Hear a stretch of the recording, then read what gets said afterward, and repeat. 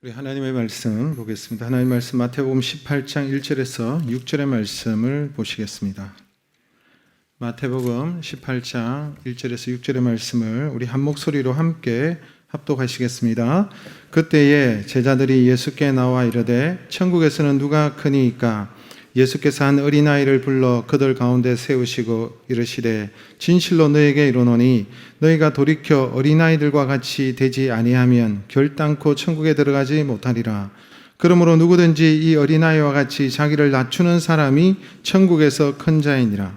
또 누구든지 내 이름으로 하나를 영접하면 곧 나를 영접하비니 누구든지 나를 믿는 이 작은 자 중 하나를 실족하게 하면 차라리 연자맷돌이 그 목에 달려서 깊은 바다에 빠뜨려지는 것이 나으니라. 아멘. 오늘은 어떤 주일입니까? 네, 어린이 주일이죠. 어린이 주일. 그래서 우리 교회도 어린이 주일을 맞이하여서 지난 금요일 날부터 오늘까지 우리 아이들에게 지금 선물을 나눠주고 있습니다. 부모님과 아이들이 함께 금요일부터 나와서 이제 선물을 이렇게 나누어 드렸는데, 선물을 드리고 또 우리 부교육자들이 축복하고 기도해주고 그렇게 돌려보내고 그렇게 하고 있습니다. 교회 와서 받아가지 못하시는 분들은 집으로 직접 방문을 해서 선물을 또 전달할 그런 계획들을 가지고 있습니다. 어린이 주일, 그래서 어린이 주일이 참 좋죠. 아이들에게는 선물도 받고 또 축복도 받고 하는 날이기 때문에. 근데 알고 보면 우리 모두가 하나님 앞에서 어린아이인 줄로 믿습니다. 왜 그렇습니까? 우리가 하나님의 자녀들이기 때문에. 그래서 남녀노소를 불문하고 우리는 하나님 앞에서 아이들이요, 하나님의 자녀들이요. 그래서 하나님께서 오늘 예배 가운데 하나님 앞에서 예배하는 저와 여러분에게 자녀된 우리에게도 하나님께서 선물을 주실 줄로 믿습니다. 하나님께서 우리에게 은혜를 주시되 우리 각자의 형편에 맞게 하나님께서 좋은 것으로 우리에게 은혜를 베푸시고 인도해 주실 줄로 믿습니다. 복음서에 보면 예수님께서는 어린아이들을 참 사랑하셨죠. 그 아이들을 품으시고 사랑하시고 언제든지 예수님께로 나오는 아이들을 제자들은 막았었지만 주님께서는 꾸짖으시고 나에게 오는 것을 막지 말라 하시고 그 아이들을 가까이 하시고 오게 하시고 또 안고 축복하셨죠. 그 당시에 유대인들의 관습에 보면 굉장히 이것은 놀라운 일입니다. 아이들은 수에조차도 쳐주질 않았잖아요. 개수조차도 하지 않는 대상이 어린아이인데 예수님은 굉장히 그런 걸 보면 아주 그 모든 사회 관습을 뛰어넘으시고 아이들을 사랑하시는 주님의 모습을 볼 수 있습니다. 예수님께서는 아이들을 볼 때마다 축복하시기를 즐겨하셨는데요. 마가복음 10장 16절 우리 한번 읽어보겠습니다. 그 어린 아이들을 안고 그들 위에 안수하시고 축복하시니라. 어린 아이들을 안으시고, 아이들이니까 아이들이 많았겠죠. 일일이 안으시고 아이들에게 안수하시고 축복하셨다. 여기서 우리가 알 수 있는 것, 우리가 배울 수 있는 게 무엇입니까? 그것은 우리가 해야 될 가장 중요한 사명은 아이들을 축복하는 것이라는 거예요. 아이들을 가르치기 전에 아이들을 먼저 축복하는 것이 중요하다는 거예요. 여러분, 부모만 아이들을 축복하는 것이 아니라, 교사만 아이들을 축복하는 것이 아니라, 나와 상관없다 할지라도 우리 교회에 있는 어린 생명들을 볼 때마다 축복하는 마음으로 하나님께서 너에게 복 주시기를 원한다, 이렇게 축복하는 우리 모든 성도들이 되시기를 주님의 이름으로 축복합니다. 이렇게 축복하는 것이 굉장히 중요한 거예요. 성경에도 보면 구체적으로 어떻게 이렇게 축복하라라고까지 말씀하셨죠. 민수기 6장에 보면 하나님께서 모세에게 말씀하시기를 그 아론과 아론의 자녀들이, 제사장들이 이스라엘 자손들에게 이렇게 축복하라 그랬어요. 제사장들이 축복해라. 근데 여러분, 오늘날의 제사장은 누굽니까?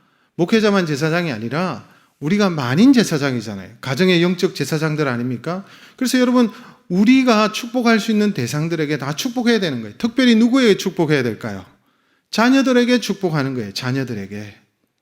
여러분, 목사의 가장 중요한 직임이 뭔지 아세요? 목사는 가르치는 일을 하며 말씀을 전하는 일을 하며 축복하는 일이 바로 목사의 책무입니다. 그래서 성도들을 축복하는 거예요.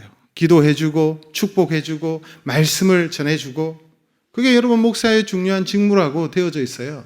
교회 헌법에도 그렇게 되어져 있어요. 여러분 민수기 6장 22절부터 보면 이렇게 축복하라는 내용이 나오는데 우리 같이 한번 읽어볼까요? 같이 읽습니다. 여호와께서 모세에게 말씀하여 이르시되 아론과 그의 아들들에게 말하여 이르기를 너희는 이스라엘 자손을 위하여 이렇게 축복하여 이르되 여호와는 내게 복을 주시고 너를 지키시기를 원하며 여호와는 그의 얼굴을 내게 비추사 은혜 베푸시기를 원하며 여호와는 그 얼굴을 내게로 향하여 드사 평강 주시기를 원하노라 할지니라 하라. 그들은 이같이 내 이름으로 이스라엘 자손에게 축복할지니 내가 그들에게 복을 주리라.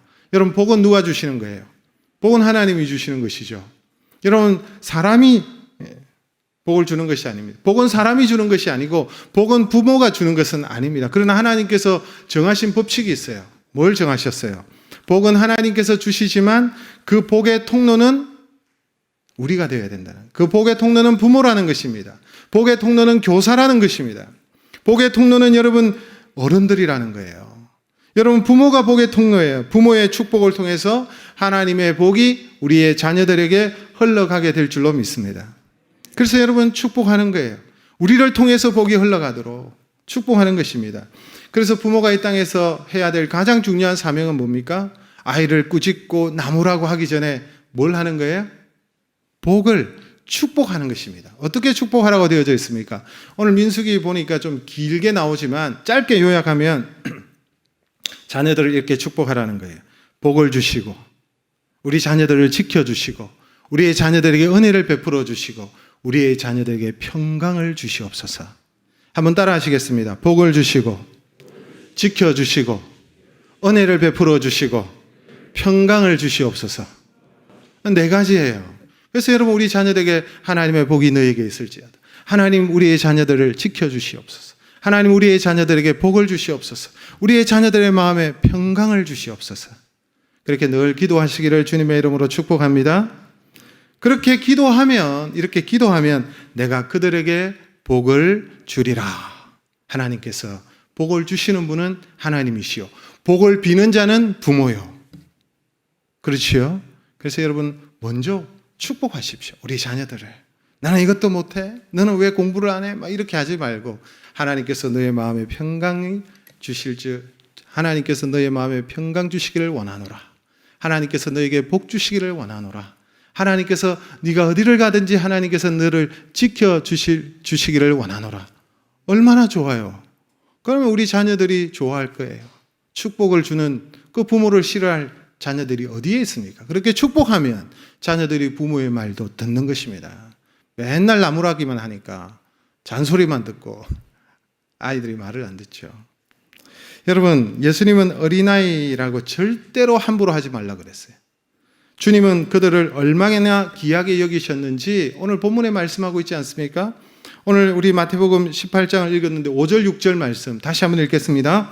또 누구든지 내 이름으로 이런 어린아이 하나를 영접하면 곧 나를 영접함이니 누구든지 나를 믿는 이 작은 자 중 하나를 실족하게 하면 차라리 연자맷돌이 그 목에 달려서 깊은 바다에 빠뜨려지는 것이 나으니라. 참 무서운 말씀이에요. 어린아이라고 힘이 없다고 보잘것없다고 어리다고 무시하고 여러분 나무라고 상처 주고 실족하고 넘어지게 하지 말라라고 하시죠. 그렇게 하면 차라리 실족해 하면 차라리 네 목에다 연자맷돌을 메고 바다에 빠뜨려 오는 것이 낫다라고 할 정도로 얼마나 무서운 말씀이에요. 어린 생명들에 대해서 그렇게 하지 말라는 거예요. 어린아이를 영접하면 나를 영접한 것과 같다. 예수님께서 그렇게까지 말씀하고 계신 거예요. 그러니 여러분 우리 교회가 여러분 부모된 우리가 우리의 자녀들 다음 세대를 얼마나 귀하게 여기고 이 다음 세대 우리의 자녀들에게 어떻게 해야 될지 말씀해 주신 우리가 그런 책무를 감당하지 않으면 하나님께서 우리를 책망하실 거예요. 우리에게 주신 가장 귀한 사명 다음 세대를 일으키는 사명이에요. 우리 아이들이 그냥 건강하게 육체적으로 자라고 성장하는 것만으로 감사한 것이 아니라 가장 중요한 것을 가르쳐야 돼요. 축복하는 것입니다. 제가 이번에 코로나19로 인해서 우리가 집에 거하는 시간들이 좀 많아지지 않았습니까? 저도 교회에 늘 나오고 했지만 집에 거하는 시간들이 좀 더 많았던 것 같아요. 뭐 교회 문도 다 제한하고 닫고 이러니까 그렇지요. 그래서 집에 있으니까 자동적으로 영화를 보게 되었습니다. 제가 본 영화가 가브나움이라는 영화를 제가 보았는데, 가브나움 보신 적이 있는지 모르겠어요. 제가 그 영화를 본 건 다름이 아니라 가브나움? 성경에 나타나는 지명 이름인데, 그래서 성경과 관련된 영화인 줄 알았어요. 가브나움이 어딘 줄 아시죠? 갈릴리 바닷가에 있는 한 마을이 가브나움이잖아요. 예수님 그곳에 가셔서 전도도 하시고 또 그렇게 하신 곳이죠. 순회 전도도 하시고 그런 곳이 가브나움인데, 근데 그런 영화가 아니었어요. 물론 지명은 가브나움이었는데 그 영화에 보니까 한 12살 소년, 자인이라는 소년이 나타납니다. 근데 이 아이가 부모가 무지하고 부모가 무책임하고, 그래서 이 출생신고조차도 하지 못하고 출생신고 기록조차도 없는 이 아이가 여러분 법정에 서게 되는 일이 생깁니다. 왜냐하니까 자신의 가장 소중한 여동생이 한 명 있었는데 10살이에요. 10살인데 팔려가는 거예요. 이 부모가 팔아먹는 것입니다. 결혼을 보내는 것이죠. 10살짜리 아이가 결혼을 가는 거예요. 그런데 아이가 임신을 하게 되는데 피를 흘리다가 죽게 됩니다. 왜냐하니까 출생신고 기록이 없는 거예요. 자기도 없지만 동생도 없으니까 병원에서 받아주지를 않는 것입니다. 그래서 이 아이가, 이 오빠가 12살 된 이 자인이라는 아이가 칼을 들고 그 자신의 여동생의 남편에게 찾아가서 칼로 그냥 그 마음이, 그래서 칼로 이렇게 어린아이인데 12살짜리라고 해도 여러분 보면 우리 영양이 너무 잘 공급을 받지 못해서 그런지 영화 속에는 한 7살, 8살 되는 조그만 아이 정도밖에 안 나와요. 그 애가 칼을 들고 이렇게 찌르려고 하다가 조금 상처를 입혔는데 살인 미수범으로 법정에 서게 되는 거예요. 그러면서 그 아이의 삶을 이렇게 쭉 살펴보면서 그 아이가 얼마나 비극적이고 비참한 삶을 살았는지, 부모는 무책임하여서 아이들은 많이 낳았어요. 집안에 보니까 아이들이 바글바글해. 그런데 아버지는 늘 술에 취해 있고, 엄마는 늘 이렇게 걱정하고, 누가 그러냐니까 그 위에 형이 있었는데 형은 교도소로 가고, 이 자인이라는 이 아이가 악착같이 사는 거예요. 악착같이. 집을 소년 가장 같아요. 그 아이의 삶이 얼마나 비극적이고 아픈지, 학교도 가지 못하고 아이가 아침부터 저녁까지 노동하고 물건을 훔쳐와서 동생들에게 먹이고, 그렇게 사랑하는 동생이 그렇게 되고 나니까 이 아이가 그런 화가 난 거예요. 그래서 법정에 서게 되는데 오히려 이 법정에 선 아이가 뭐라고 얘기하느냐니까, 판사에게 나를 세상에 태어나게 한 내 부모를 고소합니다, 이렇게 하는 거예요. 아이가 부모를 고소하고 있습니다. 물론 부모들에게도 이유가 있지만 부모의 사랑을 받지 못하고 무책임하게 버려진 그 자인이라는 아이가, 판사가 그걸 듣다가 어떻게 하면 되겠냐 물어봤어요. 그러니까 이 아이가 하는 말이 기가 막힌 말을 합니다. 제발 우리 부모가 이 세상에서 아이를 더 낳지 않게 해주세요. 왜냐하니까 법정에 섰을 때 엄마가 또 아이를 가졌어요.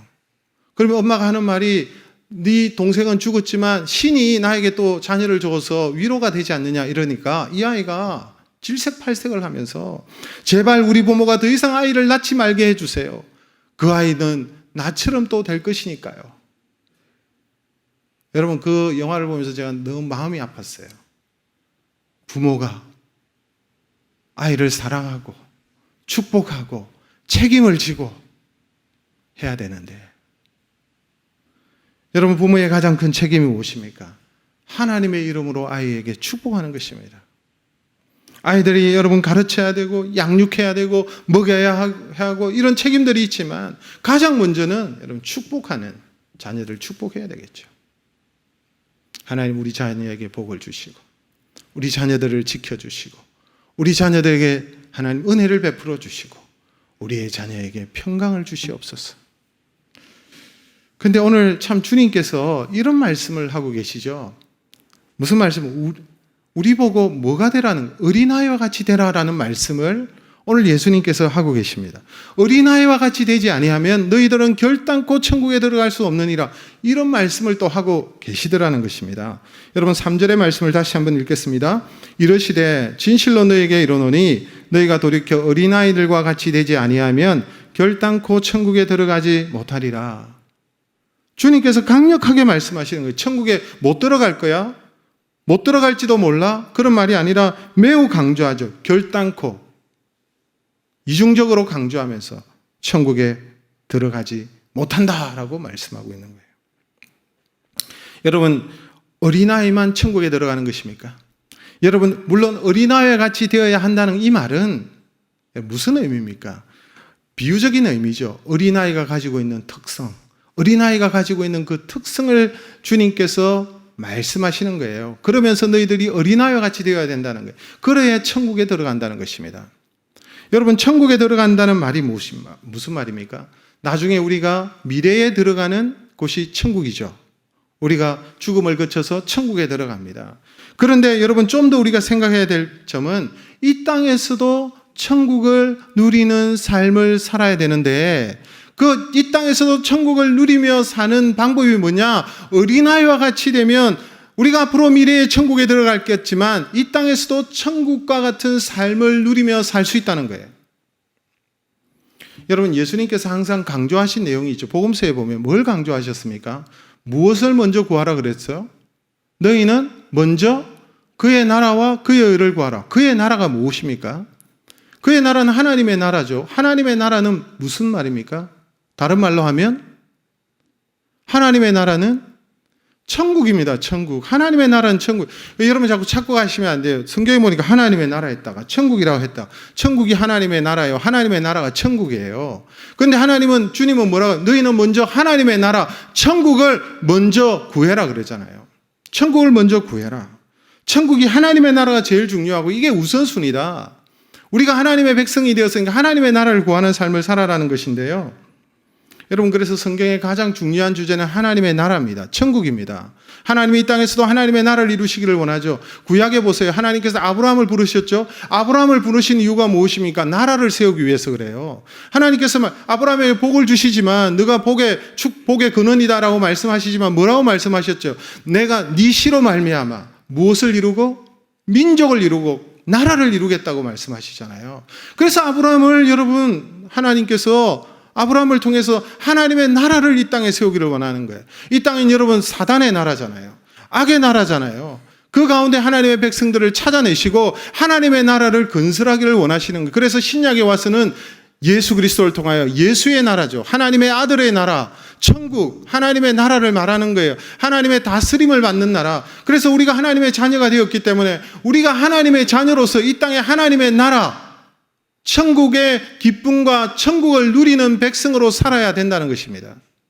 그런데 우리는 항상 천국 하면 가는 나라구나, 내가 죽어서 가는 나라구나 이렇게 생각하는데 그거는 여러분 반밖에 모르는 거예요. 우리가 이 땅에서 하나님의 나라를 맛보면서 하나님의 나라를 누리며 살아가야 될 존재가 저와 여러분인 줄로 믿습니다. 그런데 여러분, 이 하나님의 나라가 이 땅에서 어떻게 우리가 누리는 것입니까? 여러분, 이 땅에 누리는 천국은요, 눈에 보이는 것만이 아닙니다. 물론 하나님께서 우리에게 부요함을 주시고 물질을 주시고 많은 것을 누리고 이게 천국이다라고 생각할 수 있는데 그것은 여러분 일부분이에요. 여러분, 이 땅에서 누리는 천국은 여러분 물질에만 한정되어 있는 것이 아니고 화려한 것. 여러분, 천국에 들어가면 그 길이 황금길이고 여러분 12 진주문이 있고 12 보석으로 달린 문이 있고 뭐 화려하고 이렇게 하니까 천국은 그렇게 생각하는데 사실 이 땅에서 누리는 천국은요, 우리의 심령에서 누리는 천국이에요. 우리 심령의 천국에 가깝습니다. 심령의 천국이라는 것은 우리가 마음과 영으로서 누리는 거예요. 나의 마음과 영으로 누리는 천국을 말하는 것이죠. 예수님 이런 말씀하셨죠. 천국이 여기 있다 저기 있다 얘기하지 말라 그랬죠. 천국은 너희 안에 있느니라. 너희 안에 있다는 말이 무슨 말이에요? 여러분, 우리 안에 있다는 우리 마음에, 우리의 심령에 천국이 이루어진다는 것입니다.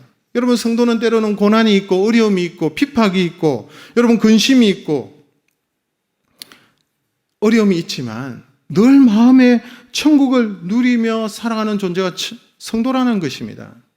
여러분, 지옥 같은 세상, 이런 환경 속에서 환탄하고 눈물을 흘릴 때도 있지만 예수님 때문에, 내 안에 계신 예수님 때문에 천국을 누리며 살아가는 존재가 성도인 줄로 믿습니다.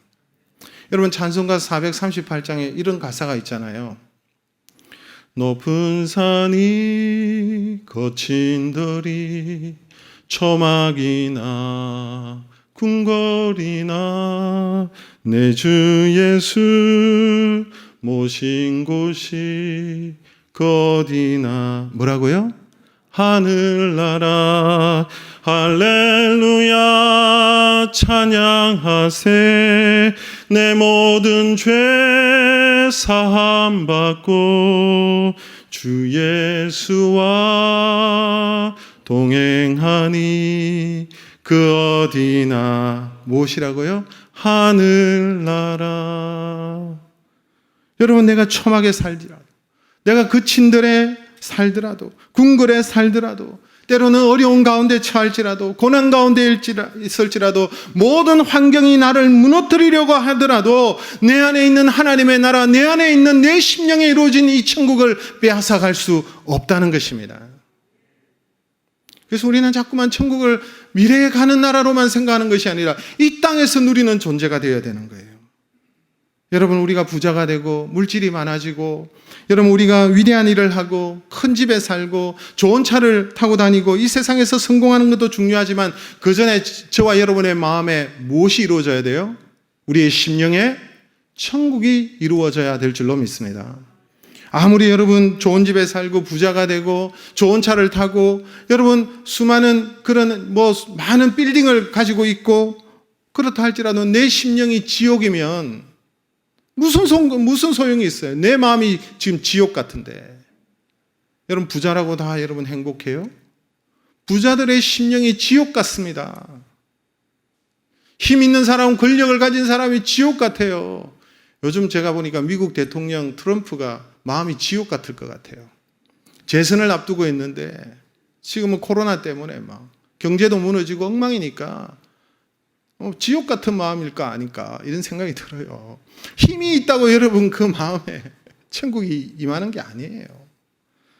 여러분, 때로는 가난할지라도 핍박을 당하고 어려움이 있더라도 내 심령에 내 마음에 천국이 이루어지고 천국을 맛보며 살아가는 존재가 여러분 행복자인 줄로 믿습니다. 주님은 오늘 우리에게 날마다 우리가 그러면 천국을 누리며 살아가는 비결이 뭐냐 가르쳐 주시는데 뭐 같이 되라는 거예요? 돌이켜 어린아이와 같이 되라 이렇게 말씀하시는 거예요. 여러분, 그러면 어린아이 같이 된다는 말이 무슨 말일까? 여러분, 우리가 이미 신체적으로 성인이고 어른이지 않습니까? 몸이 다 자라버렸는데 지금 우리가 어떻게 어린아이가 될 수 있다는 말인가? 이 말은 무슨 말인 거예요? 다시 태어나라는 거예요. 다시 거듭나라는 거예요. 여러분, 우리가 잘 아는 성경적인 용어로 여러분 교회 용어로 중생을 말하는 것입니다. 중생. 니고데모가 찾아와서 그랬죠. 어떻게 하면 거듭나는 것입니까? 어머니 모태에 다시 들어갔다 나와야 됩니까? 이런 얘기를 할 때 예수님께서 뭐라고 말씀하셨죠? 어떻게 하면 우리가 하나님의 자녀가 되고 거듭나고 하나님의 자녀가 된다라고 말씀하셨어요. 요한복음 3장 5절 말씀 같이 한번 읽어보겠습니다. 예수께서 대답하시되 진실로 진실로 내게 이르노니 사람이 물과 성령으로 나지 아니하면 하나님의 나라에 들어갈 수 없느니라. 물과 성령으로 나지 아니하면 난다는 말은 태어난다는 거예요. 여러분, 우리가 다시 태어난다라는 중생한다는 다시 태어난다는 의미가 무엇입니까? 이제부터 내가 어린아이처럼 착하고 순수하게 그렇게 살아야지 결심하고 노력하는 것이 여러분 거듭나는 것입니까? 내가 새 사람이 되어야지, 순수한 사람이 되어야 되지, 이전의 모든 삶을 내가 청산하고 내가 새롭게 해야, 이게 여러분 거듭남입니까? 그게 아니잖아요. 정신을 가다듬고 마인드 컨트롤을 하면서 나는 변할 수 있어, 나는 변할 수 있어, 나는 잘 될 수 있어, 나는 형통할 거야. 그런다고 여러분 우리가 변화가 일어납니까? 다시 태어나는 것입니까? 아니죠. 사실 이 땅의 모든 종교는요 이런 식입니다. 자신의 노력으로, 자신의 결단으로 자신이 수행하고 선행을 행하고 심지어 고행을 하면서 피가 나도록 그렇게 자신의 몸을 상하게 하면서 무릎으로 기어가지고 그 신이 있는 곳으로 무릎으로 기어서 올라가잖아요. 그렇게 함으로써 천국에 간다 이렇게 얘기하는 것인데 그게 아니에요. 성경은 뭐라고 이야기합니까? 어떻게 우리가 태어날 수 있다고 말합니까? 물과 성령으로 나지 아니하면 안 된다고 그러는 거예요. 하나님 나라에 들어갈 수 없다 그래요. 물과 성령은 물 세례와 성령 세례를 가르칩니다. 물과 성령이라는 말은 물 세례, 성령 세례. 세례가 뭐예요? 세례. 문자적으로 세례는요, 씻을 셋째 아닙니까? 씻는 의식을 말하는 거예요. 세례는 씻는다. 뭘 씻는 것입니까? 나의 죄를 씻는다는 의미를 가지고 있습니다. 그래서 죄를 씻고 과거에 나는 죽고 새로운 사람이 된다는 말이 있습니다. 말하는 것입니다. 물로만 안 되죠. 형식적으로만 안 되죠. 물 세례는 좀 형식적인 것이죠. 여러분, 무엇으로 된다는 것입니까? 성령으로 말미암아 성령 세례를 말하는 것입니다. 성령께서 내 안에 오셔서 나를 새롭게 하시는 역사가 있어야만 된다는 거예요. 나의 힘으로는 안 된다는 거예요. 하나님의 영이신 성령께서 우리 안에 거하셔서 우리를 새롭게 만들어 주시는 거예요. 성령이 역사하셔서 우리가 새롭고 영적으로 거듭나는 것을 의미하는 것입니다. 여러분, 성령이 임하시면 우리가 우리 자신이 죄인임을 깨닫습니다. 내가 죄인이었구나. 성령이 임하지 않으면 자기가 죄인인 줄 몰라요. 자기가 어렵다고 생각해요. 나는 법 없이도 살 수 있고, 나는 다른 사람을 해치지도 않고, 나처럼만 살라고 그래. 이렇게 얘기하지만 성령이 임하면 그런 사람에게도 성령이, 내가 죄인이었구나. 하나님의 거룩하심 앞에서 나를 비춰보니까 나는 죄인이었구나. 그래서 여러분, 자신을 고백하고 뭘 합니까? 회개하는 거예요. 어찌할꼬. 그래서 예수 그리스도께서 나를 위하여 대속의 죽음을 죽어주셨고 나에게 영원한 생명을 주시기 위해서 부활하신 그 예수 그리스도를 영접하게 되는 것입니다. 영접하게 되고 우리의 죄가 사함을 받고 하나님의 자녀로서 태어나는 거예요. 거듭나는 거예요. 어린아이와 같이 되지 아니하면, 거듭나지 아니하면 천국에 들어갈 수 없는 것이죠. 그래서 사도행전 2장 38절에 베드로가 이런 말을 했습니다. 같이 한번 읽겠습니다. 베드로가 이르되 너희가 회개하여 각각 예수 그리스도의 이름으로 세례를 받고 죄의 사함을 받아라. 그리하면 성령의 선물을 받으리니. 그리고 요한복음 1장 12절 말씀 우리 또 같이 한번 읽겠습니다. 영접하는 자 곧 그 이름을 믿는 자에게는 하나님의 자녀가 되는 권세를 주셨으니. 여러분, 누구든지 나의 죄를 위하여 십자가에 죽으시고 나에게 영생 주시기 위해서 다시 사신 예수 그리스도를 영접하면 우리는 영적으로 다시 태어나는 것입니다. 성령께서 우리를 거듭나게 하시는 것입니다. 하나님의 자녀가 되고 천국을 소유하게 되는 것입니다. 여러분, 돌이켜 어린아이처럼 되라는 말은 물과 성령으로 다시 태어난다는 거예요. 물과 성령으로. 그래서 하나님의 자녀가 되는 것을 말하는 것입니다. 이렇게 여러분, 하나님의 자녀가 되면 우리의 삶에 놀라운 변화가 일어나죠. 우리의 심령에 놀라운 변화가 일어나죠. 예수 믿으면 여러분, 우리의 마음이 어떻게 된다고 그래요? 예수 믿으면 내 마음이 불편하다. 그렇습니까? 예수 믿으니까 내 마음이 어떻더라? 편하다라는 말을 하죠. 내 마음이 편해지는 거예요. 예수 믿으니까. 성령님이 내 안에 내주하시고 나를 인도하시니까. 그리고 천국을 소유하니까, 하나님의 자녀가 되었으니까 마음이 편안한 거예요. 여러분, 성경이 말하는 평안은 무엇입니까? 일시적인 그런 내가 위로를 받는 것, 이게 아니에요. 성경에서 말하는 참된 평안은 그런 게 아니죠. 여러분, 성경에서 말하는 평안은 내가 지금 하나님의 자녀가 되고 내가 언제 죽어도 나의 갈 곳은 천국이고 천국이 보장되어져 있고 천국에 대한 확신, 구원에 대한 확신이 있기 때문에, 그래서 여러분, 여기에 이 천국에 대한 소망으로 사로잡혀 있기 때문에 때로는 어려움이 오고 힘든 일을 만나고 문제가 생기고 건강의 문제, 사업의 문제, 여러 가지 환경의 문제가 온다 할지라도 여러분, 그 어떤 것도 내 안에 있는 천국을 빼앗을 수 없다, 확신이 드는 거예요. 그래서 하나님 주시는 평안이 천국인 것입니다. 우리가 이 땅에서 누리는 천국은 그런 걸 말하는 거예요. 내가 부자 되고 내가 여러분 잘 되고 세상에 성공하고, 이게 여러분 천국을 누리는 것이 아니라 진짜 천국은 내 심령 안에 이루어지는 거예요. 주님 때문에 이루어지는 천국, 하나님의 자녀로서 맛보는 천국, 하나님과 동행하면서 내가 경험하는 천국을 말하는 것인 줄로 저는 확신합니다. 여러분, 오늘 이 시간 교회에 나왔지만 여러분 마음에 평안이 없습니까? 내 마음에 왜 이렇게 평안이 없지? 나는 왜 이렇게 두렵지? 나는 왜 이렇게 근심이 많지? 여러분, 천국이 마음에 이루어지고 있는 상태가 아니에요. 성령께서 역사하셔서, 여러분, 성령께서 우리의 마음을 만져주심으로 여러분, 천국에 대한 확신으로 가득 차고 하나님 주시는 그 놀라운 평강으로 넘쳐서 천국을 맛보시는 이 아침이 되시기를 주님의 이름으로 축복합니다. 물과 성령으로 거듭나야 된다는 것이죠. 여러분, 한 가지만 더 살펴보고 말씀을 마무리하겠습니다. 여러분, 주님께서 어린아이와 같이 되지 아니하면 이 말의 의미는 어린아이 가지고 있는 중요한 특성이 하나 있습니다.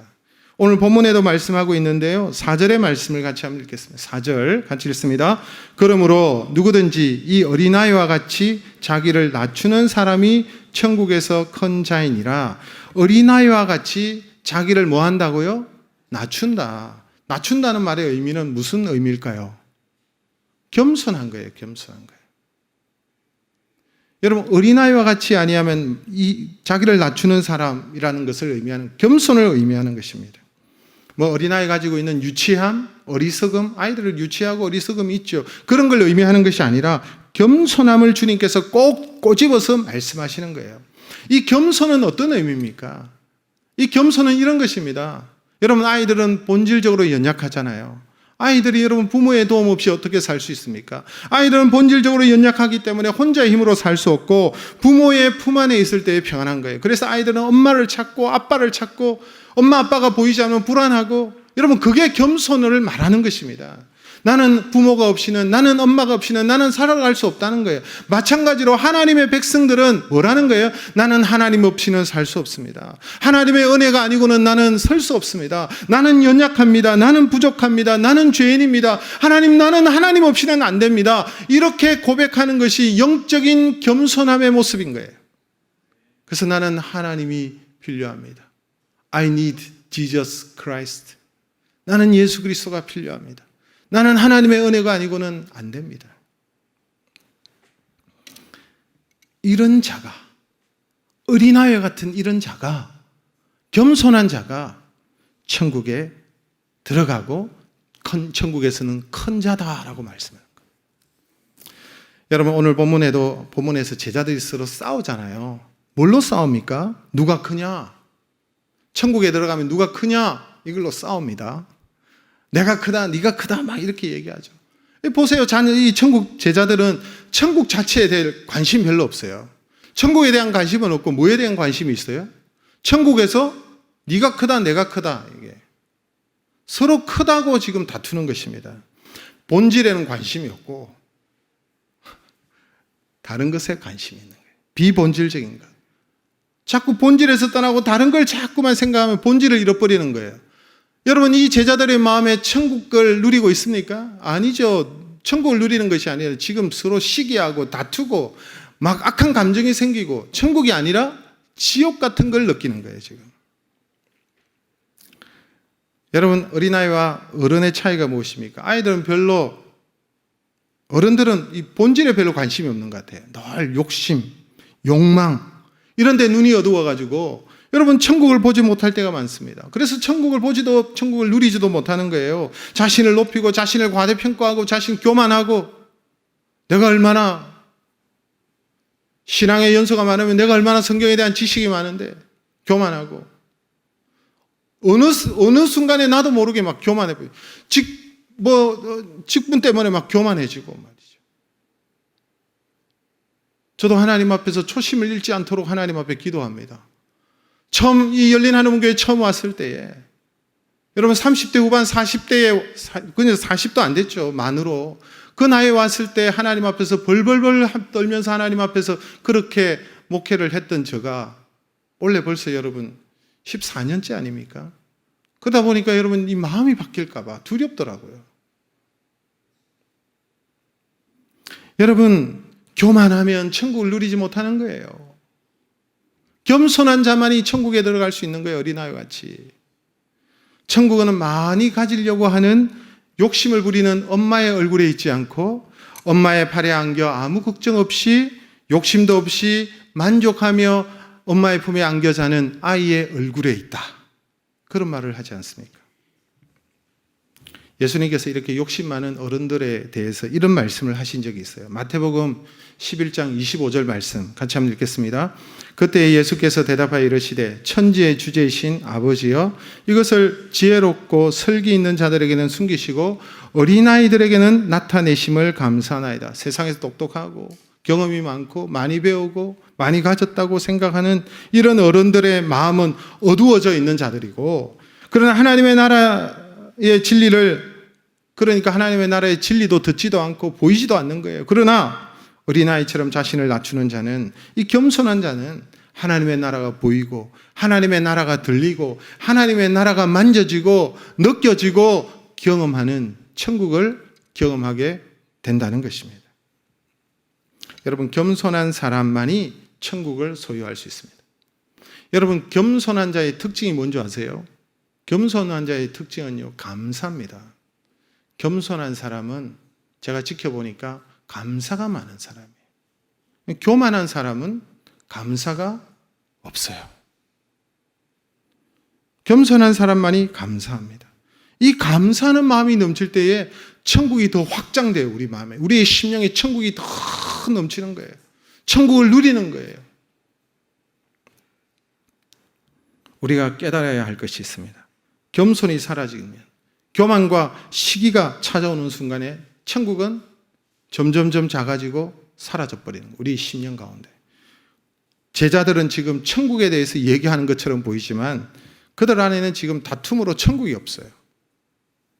겸손은 놀라운 능력을 가지고 있습니다. 겸손이 우리의 마음을 자리 잡으면 그 겸손은 우리의 마음을 천국으로 더 누리게 만드는 거예요. 여러분, 겸손에는 힘이 있습니다.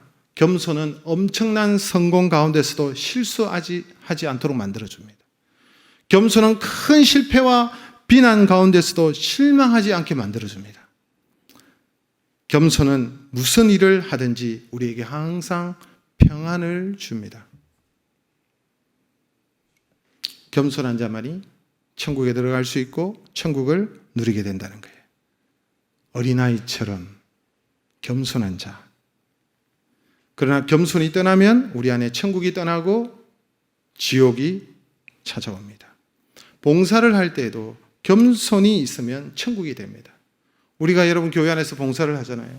봉사를 하는데 봉사를 할 때도 기쁨과 즐거움으로 자원하는 마음으로 하셔야 돼요.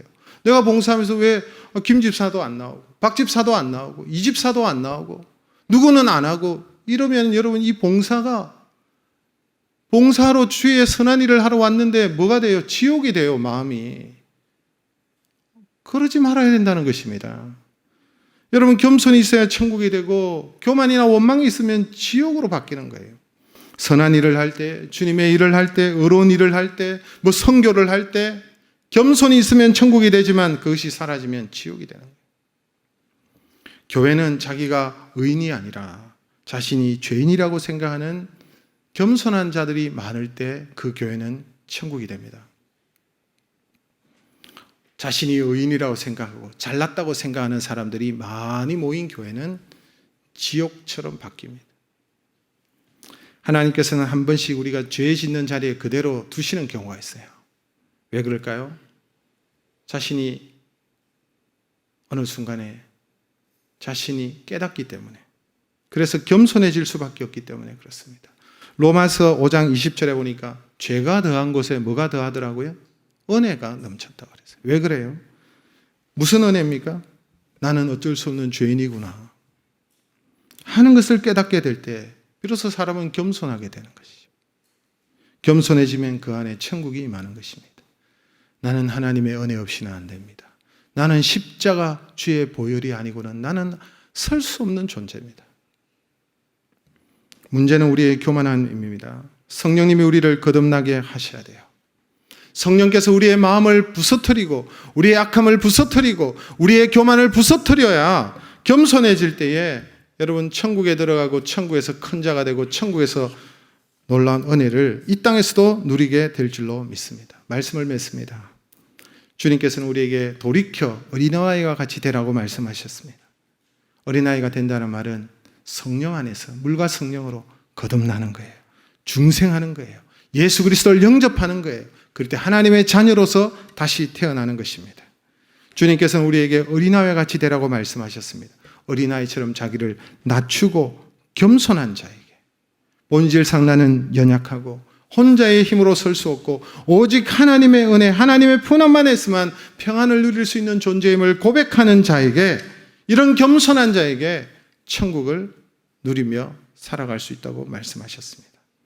우리 열린 하나님 교회는 어린아이와 같은 심령을 가진 자들로 가득 차서 우리 교회는 천국 같은 교회, 천국 같은 여러분의 가정, 천국을 누리는 저와 여러분 되시기를 주님의 이름으로 축복합니다.